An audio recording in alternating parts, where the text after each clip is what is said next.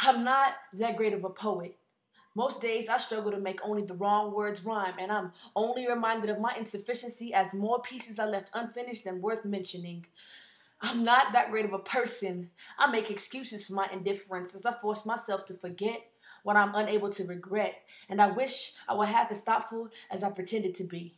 I'm not that great of a daughter. I hope my father never asked me if I miss him so that I won't have to lie, and it's been too inconvenient for me to take my own mother her favorite flowers for years now.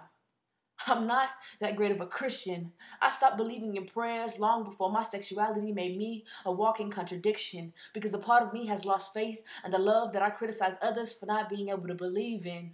Worst of all, I justify my skepticism by decorating this lifestyle with fancy words and false interpretations that allow me to finally feel comfortable with my own social incompatibility. I'm not that great of a student.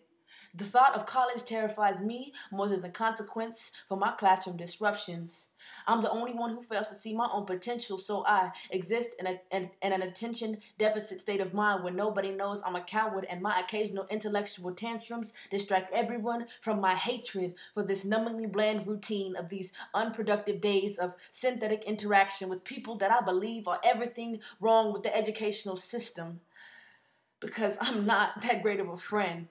I lost my overly protective instincts around the time that I lost interest in these dramatized social escapades. Now I'm isolated and inconsistent and borderline antisocial, overly anxious for graduation, hoping that for once time is on my side. I'm not that great of a sister. Most days I'm convinced that when he looks at me, my brother sees nothing but a disappointment waiting to happen, and that I remind him of all the things that he hates in this world.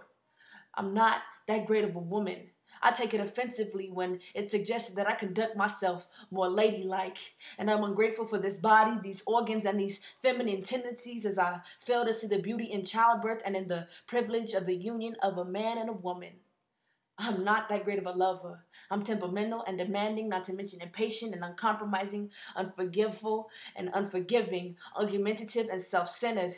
I'm incompatible, but I settle for a dishonest well enough because I can't bear the loneliness of my own two arms. I would admit that I'm bothered by these faults and that I'm determined to change, but I'm just not that great of a liar.